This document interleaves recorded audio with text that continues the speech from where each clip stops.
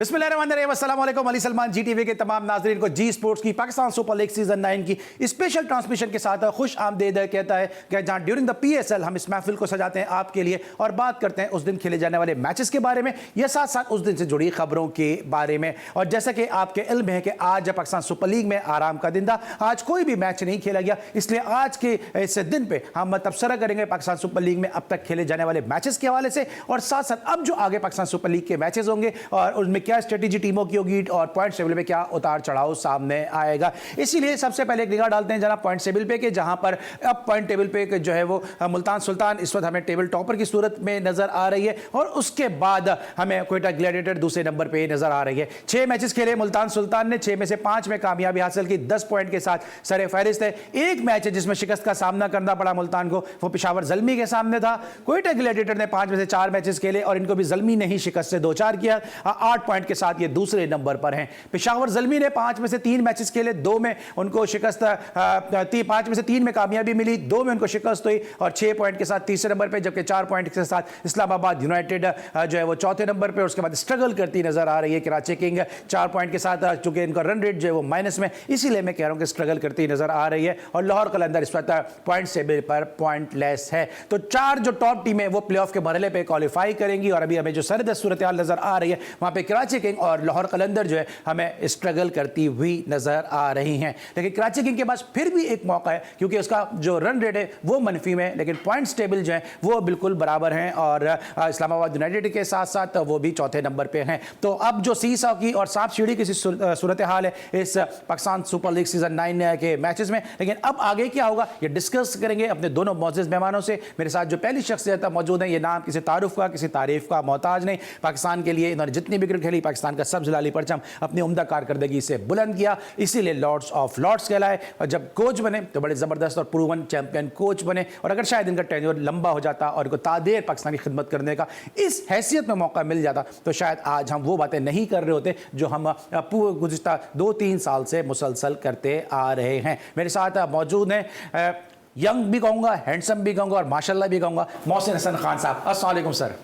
वालेकुम अस्सलाम। बिल्कुल आप सलाम वालेकुम। बिल्कुल आपने सही कहा, यंग और हैंडसम थोड़ा गड़बड़ हो गया। नहीं, यंग भी है माशाल्लाह और हैंडसम भी है मोहसिन भाई। और इसके साथ जो दूसरी शख्सियत मौजूद हैं जनाब FM 101 की बड़ी ज़बरदस्त स्पोर्ट्स का शो होस्ट करती हैं और आप न सिर्फ हमारे शोज़ में बल्कि और भी वो गाय बगाए दीगर शोज़ में भी आप माशाल्लाह देख रहे हैं। इनका यूट्यूब चैनल जो है वो कामयाबी और मकबूलियत की मनाजिल भी तय कर रहा है और वो लोग जिस वक्त हमें देख भी रहे हैं उनसे भी मैं कहूँगा कि इनका यूट्यूब चैनल लाइक करें, सब्सक्राइब करें, शेयर करें, क्योंकि एक अच्छी शुस्ता गुफ्तगू करने वाली खातून है और पाकिस्तान में बहुत कम है जो स्पोर्ट्स में फ़ीमेल है, उनमें से एक नया इजाफा। एन ज़हरा हमारे साथ मौजूद हैं। अस्सलाम वालेकुम बहन, कैसी हैं? जी वालेकुम अस्सलाम। एंड बहुत शुक्रिया, आप हमेशा इतना अच्छा तारुफ करवाते हैं कि दिल खुश कर देते हैं। चलें, थैंक यू सो मच। अभी मौसी भाई जिसके हम लोग इस काबिल नहीं है, लेकिन ये भारत के मैं तो ऐसा कह सकती हूँ, आप नहीं कह सकते। आप दोनों ही सर डिजर्व करते हैं बिल्कुल और इसीलिए आप इस मंच का और इस प्लेटफॉर्म का हमेशा हिस्सा भी होते हैं, इंशाल्लाह आइंदा भी हिस्सा रहेंगे। सबसे पहले जो पॉइंट टेबल दिखाया उसमें मुल्तान सुल्तान का, सर आप चूंकि खुद फातेह कोच हैं, चैंपियन कोच हैं, मुल्तान सुल्तान का सीक्रेट ऑफ सक्सेस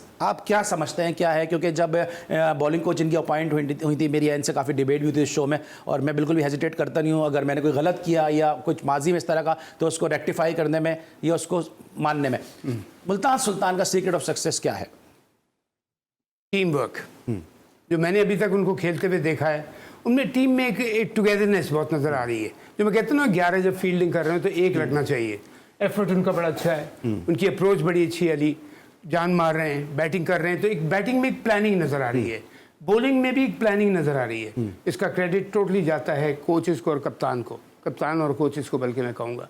तो यहाँ पे यही वजह होती है, चाहे आप T20 हो या वनडे हो या टेस्ट सीरीज़ हो, जहाँ पे आप टीम कॉम्बिनेशन तगड़ा देखेंगे, एक फाइटिंग स्पिरिट देखेंगे, डिटर्मिनेशन देखेंगे, एक प्लानिंग नज़र आएगी दोनों बैटिंग बॉलिंग में।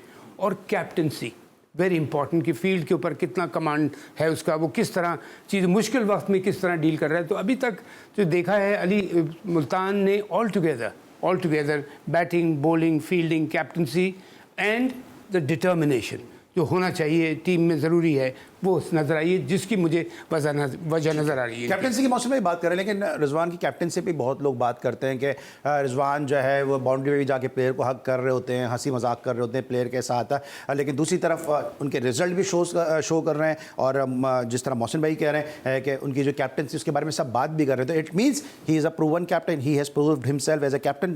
Do you think? देखिए, कैप्टन तो वो अच्छे हैं, और मुल्तान सुल्तान में पहले शान मसूद कैप्टन हुआ करते थे, उसके बाद से जब उन्होंने मुल्तान सुल्तान की बात दौड़ संभाली as a captain, so he is doing very well. और जब बाबर आजम कैप्टन थे तो तब भी कहने को तो बाबर आजम कैप्टन थे, लेकिन हम ऑन द फील्ड देखते थे कि रिजवान ही सारे फैसले वो ले रहे होते थे, वो DRS भी ले लेते थे या फैसले कर रहे होते थे। तो बाबर आजम की कैप्टनसी के अंदर भी रिजवान का बड़ा किरदार रहा है। जैसे कि वो जो आया था कि भाई ये खिलाड़ी जो हैं इनका आप वो ना चेक करें, वेट वगैरह, वो फिटनेस का इशू जो था वो सब कुछ, तो ये बाबर आजम के बड़े, वो आप वर्ड यूज करते हैं ना, हम निवाला हम पे आला, तो वो हैं। सो बाबर आजम की कैप्टनसी के अंदर भी इनका बड़ा किरदार रहा है, और अब जो हैं ये वैसे ही अगेन मुल्तान सुल्तान को बड़ा अच्छा लीड करते हैं। और मुझे ऐसे वो लगता है बाज़ ऐसे प्लेयर्स हैं जो कि पाकिस्तानी टीम में इतना अच्छा परफॉर्म नहीं करते, लेकिन ये उनको अच्छे से यूटिलाइज करते हैं, कि जिसकी एक बड़ी मिसाल खुशदिल शाह हैं, कि जिनको ये as a bowler as a batter बड़े अच्छे से यूज़ कर लेते हैं एज ए स्पिनर, और पाकिस्तानी टीम में वो इस तरह से यूज़ नहीं हो सके, पर्ची पर्ची के नारे भी लगे। तो जो रिजवान है वो नो डाउट अच्छे कैप्टन है। उनकी एक बात है जो कि बाबर में और शाहीन शाह अफरीदी में नहीं है, वो ये है कि ये फ्रंट से लीड करते हैं, थोड़े अथॉरिटेटिव इनकी पर्सनैलिटी है। जो बाबर थे वो थोड़े से ज़रा वो क्या कहते हैं ना, थोड़े से खामोश या इंट्रोवर्ट, और शाहीन शाह अफरीदी भी उतनी एग्रेशन नहीं दिखा पा रहे हैं। कैप्टन के लिए एग्रेशन बेहद ज़रूरी है, मोहसिन साहब यहाँ पे बता सकते हैं। तो ये जो सारी जिंदगी वो अंडर एग्रेशन ही खेली है मोहसिन भाई ने। तो मोहसिन भाई, इन्होंने बिल्कुल सही कहा कि आप बता सकते हो, आपने जिस कैप्टन के अंडर में क्रिकेट खेली तो फुल ऑफ एग्रेशन था। अभी रिजवान की जो बात हो रही है, बासित अली ने कहा कि रिजवान जो है वो T20 में कैप्टन होंगे, मिसबा ने कहा कि धोनी नज़र आता है उनको रिजवान के अंदर। आप रिजवान की बड़ी तारीफ़ करते हैं, क्रिकेट बोर्ड को क्या सोचना चाहिए T20 वर्ल्ड कप से पहले, या अदरवाइज इनको शाहीन को ही कैरी करना चाहिए? इनको अब नज़र आया है उसमें। आपको याद है जब बाबर शुरू में कैप्टन बना था और जो सरफराज के साथ प्रॉब्लम हुई थी कि तीनों फॉर्मेट का कैप्टन बना के, उसके बाद इतना प्रेशर पड़ गया था कि वो बेचारा नोज डाउन कर गया, और वो पता पूरी टीम तीनों फॉर्मेट से बाहर हो गया, टीम से बाहर हो गया। बाबर जब बना था तो मैंने जो रिजवान का देखा, देखिए कप्तान में दो चीज़ें बहुत ज़रूरी होती हैं, एक तो फ्रंट से लीड करे, एग्रेशन हो, और डरपोक ना हो। रिजवान मुझे जब बैटिंग भी करता है, दिलेरी से बैटिंग करता है, जब जो भी हेल्प आउट कर रहा होता है, जैसे एन ने बड़ा अच्छा पॉइंट आउट किया है कि बाबर को बहुत जगह ये हेल्प करता रहता था पीछे से, और विकेट कीपर जब अच्छा सेंसिबल होना तो उससे बड़े फ़ायदे कप्तान को पहुंच जाते हैं, लाइन के लिए बोली, स्पेशली वो जो थर्ड अंपायर वाला डिसीजन होता है उसके लिए भी। तो मैं यकीन कीजिए अगर ये होता तो मैं शुरू से क्या करता कि मैं बाबर को टेस्ट का और वनडे का कप्तान बनाता, और रिजवान को मैं T20 का कप्तान। मैं आज से 4 साल पहले भी कहा आपने। पहले भी मैं कह चुका हूँ 3-4 साल पहले कि इसको बनाओ, और बाबर को भी एक मेंटल रिलीफ मिलेगा, प्लस आपका रिजवान T20 में कप्तानी करके और तैयार होगा कि आगे वनडे की भी कप्तानी कर सके, ज़रूरत पड़े तो टेस्ट मैच में भी कर सके। तो लाइक 2-3 क्वालिटीज़ हैं, कहने को तो आदमी बड़ी लंबी बात करता है, 2-3 चीज़ें ज़रूरी होती हैं कप्तान पे। नंबर 1 दिलेर हो, हारने की फिक्र ना करे, जाके खुद 100% दे, ग्राउंड को अपने प्लेयर्स को बोले कि मुझे हर प्लेयर से 100% चाहिए, अगर कोई सीनियर हुआ या जूनियर हुआ, अगर मुझे 100% नहीं मिला तो मैं इसे टीम से हटा दूंगा, सिंपल इज दैट। और उसकी एग्जाम्पल खुद सेट करता है, मेहनत करके, जान मार के। और राइट, हम बात करें कैप्टनसी के हवाले से, और मोहसिन भाई ने जिस तरह मैंने पहले भी कहा कि एक बड़े एग्रेसिव कैप्टन के अंडर में जो है वो क्रिकेट खेली है, फिर इसके साथ साथ इन्होंने मियादाद साहब जैसे जीर एक इंटेलिजेंट कैप्टन के अंडर में क्रिकेट खेली है। इस तरह इस बहस पर आएंगे कि एक इंटेलिजेंट कैप्टन और एक दिलेर कैप्टन ये कितना ज़रूरी होता है, और इन दोनों में फिर फ़र्क क्या होता है टीम से परफॉर्मेंस निकलवाने में। ब्रेक लेंगे, वापस आते हैं, जरा इस पर मजीद बात करेंगे, मिलते हैं छोटे से ब्रेक के बाद।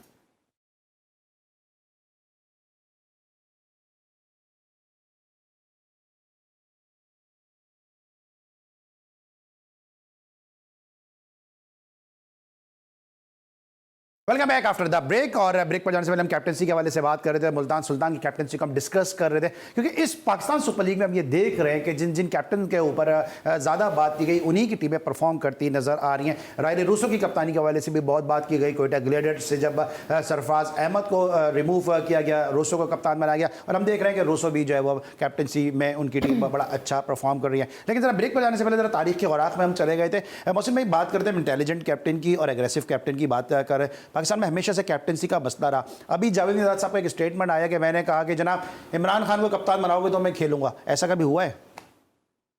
कब? उन्होंने कहा कि जी मैं ये कहता था कि इमरान खान को कप्तान बनाओगे तो मैं खेलूंगा। मतलब मैं इतना सपोर्ट करता था इमरान को। मेरी नॉलेज में तो ये बात नहीं है। पर इसलिए कि मैं था थ्रू आउट टीम के साथ 79-80 के बाद तो फिर मैं तो लगातार खेलता रहा, तो हो सकता है कहा हो, लेकिन मेरी नॉलेज में ऐसी मतलब टीम में भी कभी टीम मीटिंग में ऐसी कोई बात नहीं, कभी भी ऐसी कोई बात नहीं कि इमरान खान को कप्तान बनाओगे तो मैं खेलूंगा? नहीं हुई। ठीक है, थोड़े को बहुत जानिए, ऐसा कभी भी नहीं हुआ। वापस आ जाते हैं। उस वक्त तो आप थे ना जब न्यूजीलैंड पाकिस्तान टूर पे थी, पाकिस्तान की टीम 2011 का वर्ल्ड कप हो रहा था। पता नहीं चल रहा था आखिरी वक्त तक कि शायद आफरीदी कप्तान होगा कि मिसबाह उल हक कप्तान होगा। फिर उसके बाद मिसबाह ने गिव अप किया शायद आफरीदी के लिए। तो पाकिस्तान में कप्तानी का सिलसिला तो चलता रहता है ना। उस वक्त आप मेरे ख्याल में चीफ सेलेक्टर ही थे। नहीं, मैं उस चीज़ मैं चीफ सेलेक्टर तो कभी ही प्रॉब्लम होती नहीं अल्लाह के फजल से। लेकिन ये अभी देख लें आप कितना हुआ है कि यहाँ पे ये 2011 में जब आप ही चीफ सेलेक्टर थे, शुएब अख्तर को आपने ही तो भेजा था। हाँ। ट्रायल लेके। तो ये उसी दौर की बात है ना, न्यूजीलैंड का टूर हुआ, उसके फौरन बाद वर्ल्ड कप हुआ 2011 का। हाँ, जिस वक्त हमने मिसबा को भेजा था वर्ल्ड कप, उसकी बात कर रहे हैं। नहीं, मैं कह रहा हूँ कि कप्तानी का उस वक्त भी इशू था। 11th आवर तक नहीं मालूम था कि मिसबा कप्तान होंगे वर्ल्ड कप में या शायद आफरीदी कप्तान होंगे। कप्तानी का इशू तो रहा है हमेशा। अभी भी मैं देख रहा था कि टीम में प्लेयर की जगह बन नहीं रही है। अभी ऑस्ट्रेलिया जाने से पहले जो हो रहा था, ये कप्तान बनेगा वो। और भाई तुमने कप्तान बनने का क्या है तुम्हें? तुम टीम के लिए खेलो, तुम ऐसा परफॉर्म करो कि पूरी आवाम चिल्ला पड़े तुम्हारे लिए कि इसको चाहिए हमें कैप्टन। ये है इंटेलिजेंट आदमी जो मैच जिताता है पाकिस्तान को, मुश्किल वक्त में वो करता है। आप ऑफ द ग्राउंड आप उल्टी सीधी बातें कर रहे हैं। इनको एक्चुअली शटअप कॉल इनको दे देना चाहिए जो ये ऐसी बातें कर रहे हैं। लेकिन टीम में क्या होता है कि एक्स्ट्रा कोई आपको पैसे मिलते हैं, क्या बोनसेस में कुछ होता है, एक्स्ट्रा आपको प्रिविलेज मिलती है, कोई रिस्पेक्ट मिलती है? अब सॉरी टू से कहना नहीं चाहिए, आपने कभी पाकिस्तानी कप्तानी नहीं की, ठीक है, लेकिन पाकिस्तानी की कप्तानी रिफ्यूज की। चले एक ही बात है ना, मतलब टेस्ट कैप्टन में, वनडे कैप्टन में आपका नाम नहीं है ना उस लिस्ट में। लेकिन आज भी मोहसिन हसन खान का जब भी नाम बताए, just because of your performance, just because of your performance, just because of your transparency, just because of your loyalty, just because of your honesty, top of the list ही आपका नाम आता है। कोई आपका दुश्मन से दुश्मन भी ये बात नहीं कह सकता कि मोहसिन खान जो है वो टेंटेड है। तो फिर कप्तानी में जो भागने की जरूरत है, कप्तानी लेके आप टेंटेड हो जाओ, कप्तानी लेके आप 2 नंबरी करो, जरूरत क्या है? देखिए, अभी आपने एक बात कही कि आपका नाम कभी कप्तानी की लिस्ट में नहीं आया। हाँ। बहुत से लोग तो इसलिए कप्तान बनना चाहते हैं कि कप्तान का नाम उनके साथ लग जाए। कैप्टन बनने का मतलब ये जरूरी नहीं है कि आप कैप्टन बन के नो डाउट प्रिविलेजेस होते हैं टीम में, आपको हर तरह से बेस्ट मिलता है सारा कुछ। लेकिन कप्तान, अब मुझे बताइए, मैं अगर आप मुझसे पूछें तो मैं कहता हूँ जब से मैंने क्रिकेट खेली है, मुश्ताक मोहम्मद के साथ मैंने टीम में स्क्वाड में आ गया था। मैंने खेला, एक मैच खेला था शायद वनडे इंटरनेशनल वेस्ट इंडीज़ में, जब वेस्ट इंडीज़ का टूर हो रहा था। लेकिन जो उनकी मैंने क्वालिटी देखी, मुझे 2 कप्तान अभी तक पाकिस्तान में जो हैं वाकई, जिन्होंने वाकई अट्रैक्ट किया है कि they are real captains in all the senses. Intelligent, very good players, team को लड़ाने वाले, स्ट्रैटेजी बनाने वाले, टीम सिलेक्शन ऑफ 11 किसको खिलाना है और 16 में कौन होना है।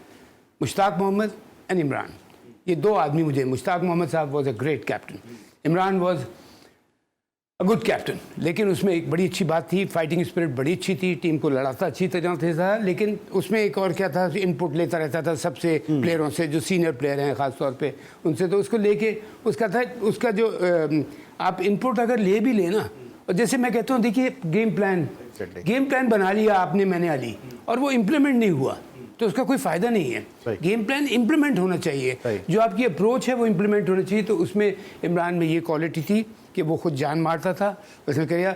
Mushtaq Mohammad was a tremendous cricketer, very brainy person, सारा कुछ ये। और इमरान का ये था कि ही वॉज वेरी, ठीक है, सेंसिबल, लेकिन ये एक बड़ी मेहनत करने वाला और टीम को लड़ाता था।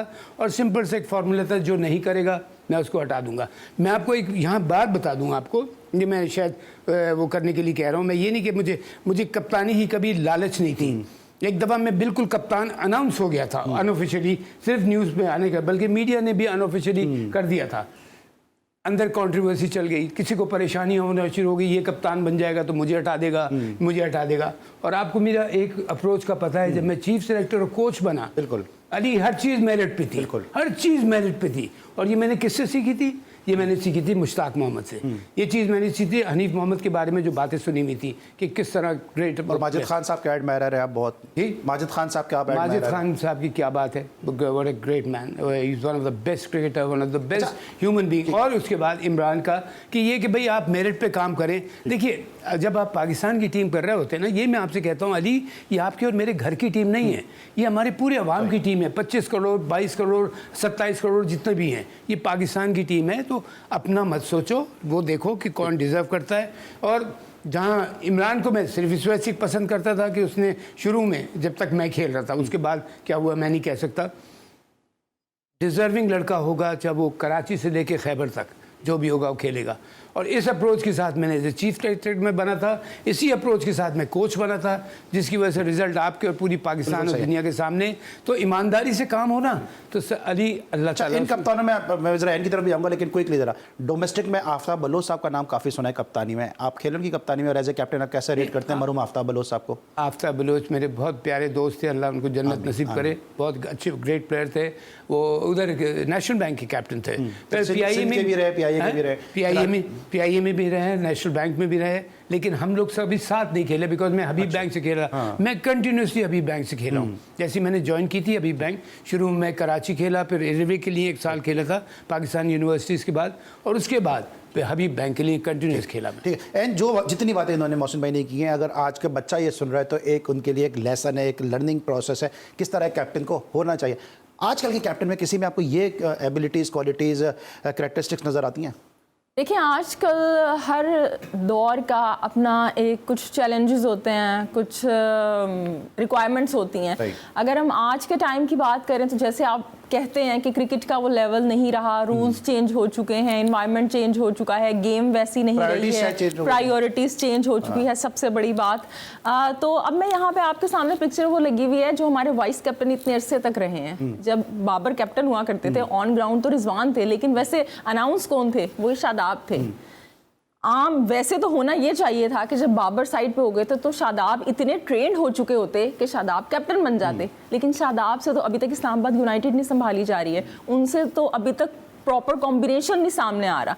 जब आप दोस्ती के ऊपर, अपनी प्रायोरिटीज़ के ऊपर, अच्छे जो आपको अच्छा वो लग रहा है उस बिना पे आप फैसले कर रहे हैं। शादाब जो हैं वो अफगानिस्तान की सीरीज़ में बाबर रिजवान को याद कर रहे हैं, बाबर रिजवान शादाब को बैक कर रहे हैं, अपने दोस्तों को बैक कर रहे हैं। चाहे अब आप वो बाद में पता चला कि एक ही साया कॉरपोरेशन के अंदर हैं ये सारे। अच्छा, शादाब की बात करें तो do you think Shadab is much enough कि वो कैप्टनसी का जो वो बर्डन है वो अपने ऊपर ले सकें? कभी वो during the first class match है कमर पे जो है वो लद के जा रहे होते हैं, कभी उन्होंने भी ड्यूरिंग द मैच PSL में बोल दिया मैच के बाद कि जी जो हमारे साथ ज्यादती है, एम्पायरिंग अच्छी नहीं है। आपको लगता है कि इतने मैच्योर हैं वो?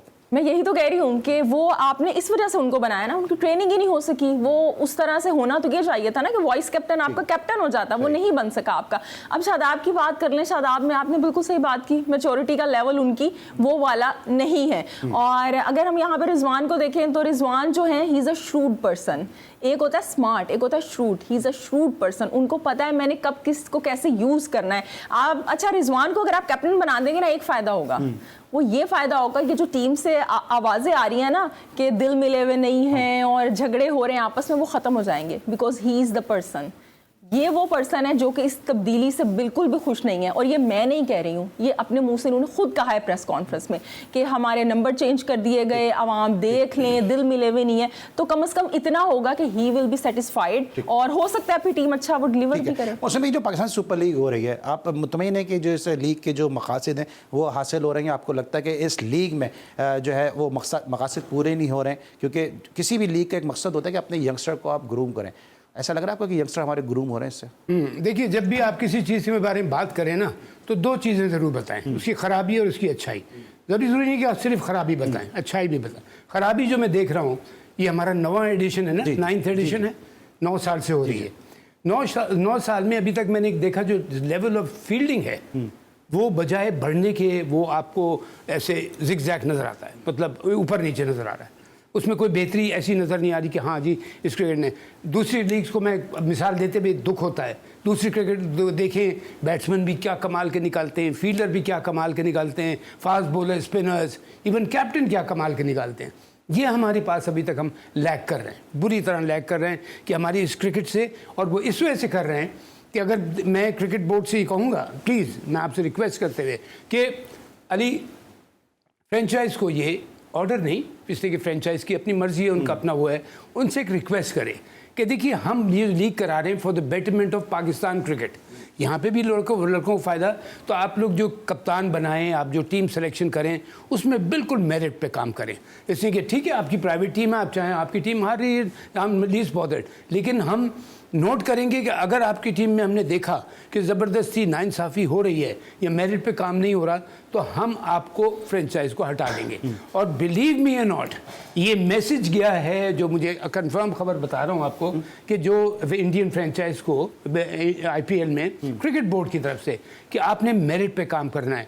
देखिए 19-20 चल जाता है, 18-20 नहीं चलता, तो इस हिसाब से मेरिट पे काम करें और ये करें कि हम इसको, बल्कि हर फ्रेंचाइज की कोशिश होनी चाहिए मैं हर साल 2 नहीं तो 1 लड़का, 3 नहीं तो 2 लड़के, चाहे बैट्समैन हो या बॉलर हो या कमाल का फील्डर हो या अच्छा कैप्टन, वो निकाल के क्रिकेट बोर्ड को दूं। क्रिकेट बोर्ड का मतलब पाकिस्तान को दूं।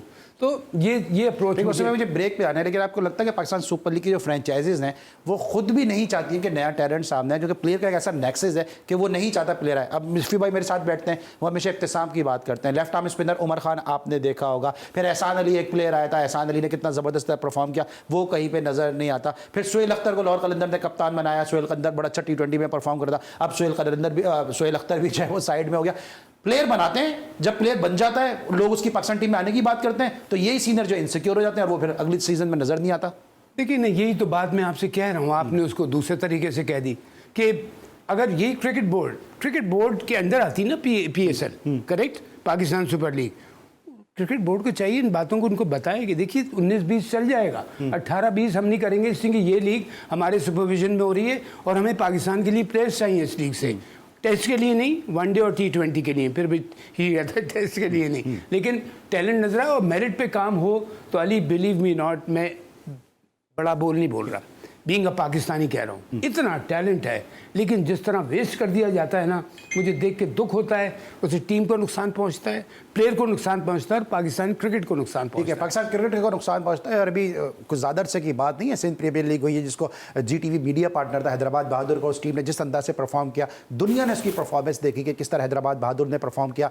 मोहसिन भाई उस वक्त कमेंट्री बॉक्स में मौजूद थे। सिंध प्रीमियर लीग से भी लड़के निकल कर सामने आए, सोहेल खान जैसा प्लेयर निकल कर सामने आया, उस्मान तारिक जैसा प्लेयर निकल कर सामने आया, सलमान आगा को सबने देखा कि इस लीग में कितने वो मैच्योर नजर आए, इरफान नियाजी को सबने देखा हैदराबाद बहादुर के लिए उन्होंने क्या परफॉर्मेंस की, हसन नवाज को देखा है, सज्जाद शाह को देखा। तो प्लेयर जब सिंध प्रीमियर लीग प्रोड्यूस कर सकता है तो इतने बड़े कैनवस पे, इतने बड़े स्केल के ऊपर जाके पाकिस्तान सुपर लीग क्यों नहीं प्रोड्यूस कर पा रहा, इस पर हम जरा बात भी करेंगे। और फिर आजकल बहुत लोगों को बड़ोर उठ रहे हैं कि कराची के नेशनल स्टेडियम में लोग क्यों नहीं आते। उन लोगों के पेट में भी दर्द हो रहा है कि जो अगर चाहें तो अपनी गाड़ी पिच के ऊपर जाके पार्क कर दें, लेकिन वो भी शायद नहीं चाहता कि कराची में मैचेज हो, इसलिए बड़ी बड़ी वीडियोस बना रहे हैं। इस पर बात करेंगे एक छोटे से ब्रेक के बाद।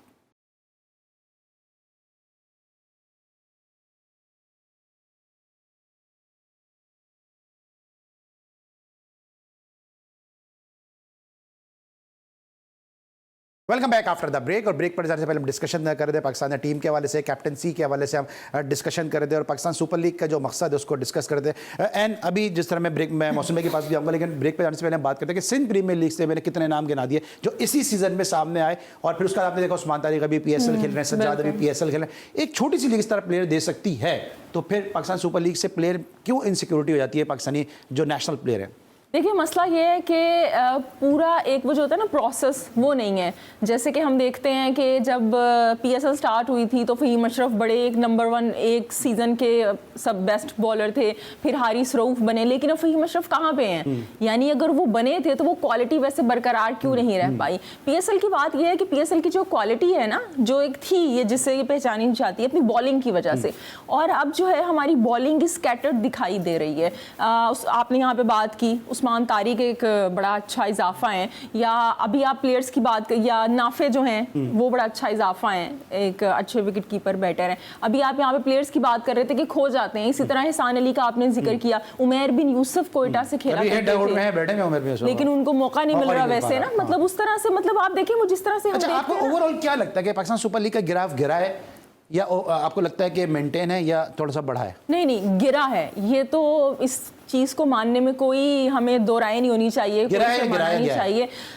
ये इसके अंदर दोनों ही तरफ से है कि जब आप चीज़ों को नहीं प्रॉपर वे में लेके चलेंगे, हम लाहौर कलंदर्स की बात कर लें तो बड़ा डेवलपमेंट प्लान इनका चलता है जी, प्रोग्राम चलता है, हारिस रऊफ आ रहे हैं, जमान आ रहे हैं, लेकिन आप करते क्या हैं? आप क्या करते हैं? अपने प्लेयर्स के T20 के मैचेस करवा रहे हैं जाके, इसके बजाय भाई 3 डे करवा लें, नमीबिया जाके खिला रहे हैं, इधर उधर जाके खिला रहे हैं। अब शॉर्ट फॉर्मेट से आपको क्या मिलेगा? अच्छा, तो मसला ये है बोला ग्राफ गिरा है, कुछ अपने भी जो है वो ग्राफ गिराने की पूरी कोशिश कर रहे हैं। आजकल एक पूरी वो चल रही है कि स्टेडियम में लोग जो है वो क्यों नहीं आते हैं। मुझे याद है जब मोहसिन हसन खान साहब क्रिकेट खेलते थे, और इनकी, जिस तरह मैंने पहले भी कहा कि इनके ऊपर मैं पूरी एक मुझे रिसर्च है मेरी पूरी। मोहसिन का एक स्टेटमेंट आया था कोई 79-80 के अंदर कि इतना परफॉर्म करने के बाद इनको पाकिस्तान की टीम में मौका नहीं मिल रहा, तो उस वक्त इनका एक स्टेटमेंट आया था कि मेरा दिल चाहता है कराची के नेशनल स्टेडियम को मैं उलट के रख दूँ। अब कुछ लोग ऐसी बातें कर रहे हैं। मेरा ऐसा, सर आपने सर ऐसा तो नहीं है, ऐसा स्टेटमेंट तो मेरा सर आपकी परफॉर्मेंस इतनी थी, आपको मौके नहीं मिल रहे थे, उस वक्त आपने कहा था कि मेरे दिल मैं और क्या करूं, मैं उसको उलट के रख दूं। नहीं, मैंने एक बात मैंने जरूर धड़ल्ले से कही थी कि देखता हूं कब तक नहीं खिलाएंगे, देखता हूं कब तक नहीं खिलाएंगे, ये मैं बात करता था। और फिर अल्लाह के फजल से, अल्लाह के फजल करम से मैं खेला और बड़ी इज्जत से लंबे अरसे। लेकिन सर ये स्टेडियम के हवाले से बातें हो रही हैं, कुछ लोग कह रहे हैं गाड़ी नहीं ले जा सकते, कुछ लोग कौन है मैं बता देता हूँ। अभी फ़खर आलम ने कहा कि हम जो है वो स्टेडियम तक नहीं पहुँच सके हैं। बहुत सारे यूट्यूबर भी ये बात कर रहे हैं कि जनाब बहुत रुकावटें हैं, नेशनल स्टेडियम में लोग नहीं आते हैं, नेशनल स्टेडियम में PSL के मैचेस ही नहीं होने चाहिए, इंटरनेशनल मैचेस ही नहीं होने चाहिए।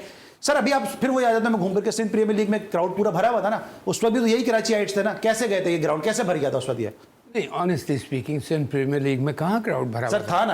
हाँ, इक्का दुक्का था, ऐसे 1-2 मैचों में था, इससे तो ज्यादा ही था ना सर? नहीं, इससे ज्यादा नहीं था, आई एम सॉरी टू से, इतना सर इससे ज्यादा ही था। आप जब फाइनल कर रहे थे इससे ज्यादा क्राउड नहीं था। फाइनल डोमेस्टिक T20 में जो मैचेस होते हैं इससे ज्यादा क्राउड नहीं होता था। बिल्कुल होता है। कराची के लोग बहुत क्रिकेट लविंग लोग हैं, बहुत लविंग लोग हैं, लेकिन फैसिलिटीज़ पे बड़ा डिपेंड करता है किस तरह उनको बुलाया जा रहा है, कहा जा रहा है। अब जो आप बात बता रहे हैं कि हमें क्या किस हवाले से उन्होंने बात कही है, जितना मैंने देखा है कि जब भी अच्छी क्रिकेट होती है, चाहे कराची खेल रहा हो या ना खेल रहा हो, कराची के लोग पूरे पाकिस्तान में क्रिकेट लोग देखना चाहते हैं, पंजाब में हर जगह, जब इवन क्वेटा फ्रंटियर में इस वक्त क्रिकेट नहीं हो रही है, वहाँ पे भी लोग जाते हैं। और अगर देखिए, आपने एक बात बड़ी उससे कही थी कि क्रिकेट को ये PSL गिर रहा है या गिराया जा रहा है।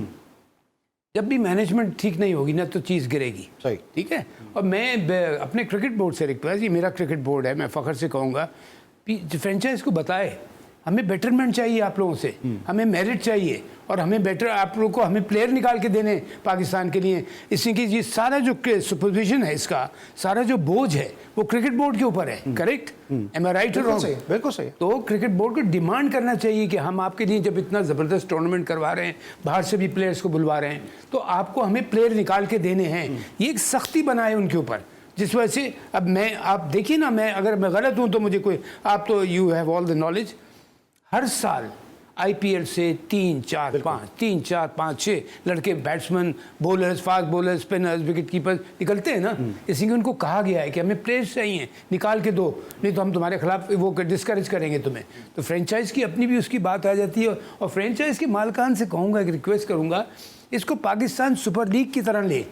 इसको ये नहीं कि प्राइवेट लीग लेगा आपने को उठा के, कि हमें पाकिस्तान के लिए प्लेयर्स निकालने, हम भी जीतेंगे और पाकिस्तान को प्लेयर्स भी निकाल के देंगे। ठीक है, ऑल राइट। और मुझे याद है फिर लोग ये कहते हैं कि मैं मौसम भाई की बटरिंग ज़्यादा करता हूँ, लेकिन डोमेस्टिक T20 उस वक्त मैं रेगुलर कवर कर रहा था डोमेस्टिक पाकिस्तान के पहले स्पोर्ट्स चैनल पे। मौसम भाई ग्राउंड में मौजूद होते थे, और उसी T20 से, उसी डोमेस्टिक से, उसी पाकिस्तान कप से हमें अजहर अली नजर आए, जो मौसम मैंने पहले कहा कि इस लड़के को मैं पिक करूँगा, असद शफीक को इन्होंने वहीं बैठे बैठे का मैं इसको पिक करूँगा, जुनैद खान, यासिर शाह, मैं नाम लूँगा तो शायद वक्त खत्म हो जाएगा, लेकिन उन्हीं टूर्नामेंट से पिक किया गया क्योंकि उस वक्त ये खुद में मौजूद होते थे और मैचेस को देख रहे होते थे। लेकिन उस वक्त भी एक प्लेयर को इन्होंने कहा था कि फिट नहीं है और इसको मैं पाकिस्तान की टीम में किसी सूरत में जो सिलेक्ट नहीं करूंगा, और फिर इन्होंने नहीं भी किया इतने बड़े स्टार को। एंड ये जो बात हो रही है डिसिप्लिन की बात हो रही है, कल हम रिचेस्ट बोर्ड और डिसिप्लिन बोर्ड की बहुत बात कर रहे थे। अब ये पोलार्ड जो चले गए हैं वहाँ पे मुंबई इंडियन में, अंबानी साहब की फैमिली में शादी में, तो ये क्या अगर IPL होती तो PSL किसी फ्रेंचाइज ओनर की शादी में आते इस तरह? ये पीएसएल में सब कुछ हो सकता है। अभी ये मैं इस बात पे आती हूँ, एक ये जो आप बात कर रहे हैं ना कि क्राउड नहीं आ रहा कराची में, इसकी एक बड़ी वजह है। इसकी एक बड़ी वजह है कि लोग डिसअपॉइंट हो गए हैं। आपकी जो पाकिस्तान की क्रिकेट है ना, उससे वो डिसअपॉइंट हो चुके हैं। आप 2021 का सेमीफाइनल खेल रहे हैं, आप फिर जनाब एशिया कप का सेमीफाइनल खेल के हार के आ रहे हैं, फिर अगेन कोई फाइनल खेल के हार के आ रहे हैं। ओडीआई में क्या पैथेटिक आपकी मैं बताऊं कराची में क्यों डिसअपॉइंट हुए। आज मेरे पास एक मैच रेफरी की कॉल आई। आज मैच रेफरी ने मुझे पूरा डेटा दिया कि एक मैच रेफरी जो है या एक अंपायर जो एलीट पैनल में अभी शामिल हुआ, उसको फौरन आपने पीएसएल के अंदर लगा दिया। इस वक्त जो है वो कराची की नुमाइंदगी बिल्कुल भी अंपायरिंग में नहीं है। सिर्फ कराची का एक अंपायर है जो इस वक्त पाकिस्तान सुपर लीग में अंपायरिंग कर रहा है। कमेंट्री में कराची की कोई रिप्रेजेंटेशन नहीं है। कराची में भी मैं कहना नहीं चाहिए नेशनल लेवल पर बैठ के बात, लेकिन जब आप बार बार ये बात कहते हैं ना कराची के लोग ग्राउंड क्यों नहीं आ रहे, कराची के लोग ऑन ही नहीं करते पीसीबी को। दूसरी तरफ पीसीबी ऑन करता ही नहीं है। ना कराची का अंपायर जो है वो पीएसएल में नजर आता है, ना कराची के मैच रेफरी पीएसएल के नजर आते हैं, ना कराची के जो कमेंटेटर्स है वो पीएसएल के अंदर नजर आते हैं, ना कराची का प्लेयर जो पाकिस्तान की टीम में नजर आता है। जिसको लेते हैं उसको ऐसा प्लेयर लेते हैं कि जिसको पाकिस्तान कराची के भी लोग बैठ के बोलते हैं कि ये इंजस्टिस ही नहीं है इसका टीम में सिलेक्शन। आपको लगता है ऐसे ही कि जिसको लेते भी है वो भी रेलू कट्टा ही लेते हैं? हाँ, ये प्रॉब्लम है, वाकई ये बड़ी सीरियस प्रॉब्लम है, इसको देखना चाहिए। और जब भी मैं कह रहा था कि क्रिकेट बोर्ड को बड़ा स्ट्रॉन्ग स्टेप लेना चाहिए फ्रेंचाइज की तरफ भी और अपनी तरफ भी, कि भाई हम जो भी लड़का लेंगे। अब बात वही होगी है, और एन ने बड़ी डीप बात की है यहाँ पे। लोग डिसअपॉइंटेड हैं बिकॉज इवेंचुअल रिजल्ट नजर नहीं आ रहा उनको। इसलिए कि पाकिस्तान की जो परफॉर्मेंस हम देख रहे हैं, ऑस्ट्रेलिया का पैथेटिक टूर, न्यूजीलैंड का पैथेटिक टूर, कोई उसकी वो नहीं है अकाउंटेबिलिटी, कुछ पूछगछ नहीं कि कैसे हुआ डिजास्टर। वही आके हल्ला गुल्ला लग गए, उसके बाद ही हो जाएगा। पाकिस्तान क्रिकेट के साथ पर देखिए कितने अफसोस की बात है कि आप वर्ल्ड कप का T20 वर्ल्ड कप का हार के आए हैं फाइनल आप इंग्लैंड से, और रमीज राजा साहब वहां पे आपको वो ऑनर दे रहे हैं, पार्टियां कर रहे हैं आपको। आप ये बात तो लेवल है। उस दिन पाकिस्तान जो है विमेन में थाईलैंड से हार गया था, और उसी दिन रमीज राजा साहब ने जो है वो पाकिस्तान सुपर लीग वीमेंस की अनाउंस कर दी थी। तो हमारे डिसीजन कुछ इस तरह से होते हैं। Thank you so much and thank you so much sir. मैं बस आपकी बात पे क्यों कहता हूं मैं, don't play with Pakistan, play for they are playing with Pakistan. Thank you so much lords of lords Mohsin Hasan Khan साहब, थैंक यू सो मच। एनुजर हमारे साथ आप मौजूद हैं। इस पैनल को हम थोड़े दिनों के लिए जरा ब्रेक देंगे, क्योंकि उसके बाद ही हमें रिज्यूम करेंगे अगले आने वाले मैचेस में। मौसम भाई को हम बहुत मिस करेंगे, एनुजर को हम बहुत मिस करेंगे। कल हमारे साथ मौजूद होंगे कमरजा इफरी साहब और असगर अजीम साहब। कल 2 मैचेस के लिए जाएंगे, डबल हेडर है कि जहां पे कोयटा और इस्लामाबाद और पेशावर और लाहौर की टीमें एक दूसरे के बदले मुकाबले होंगी। कल तक के लिए अली सलमान को पूरी प्रोडक्शन टीम के साथ इजाजत दीजिए। अपना बहुत ख्याल रखिए। अल्लाह हाफिज।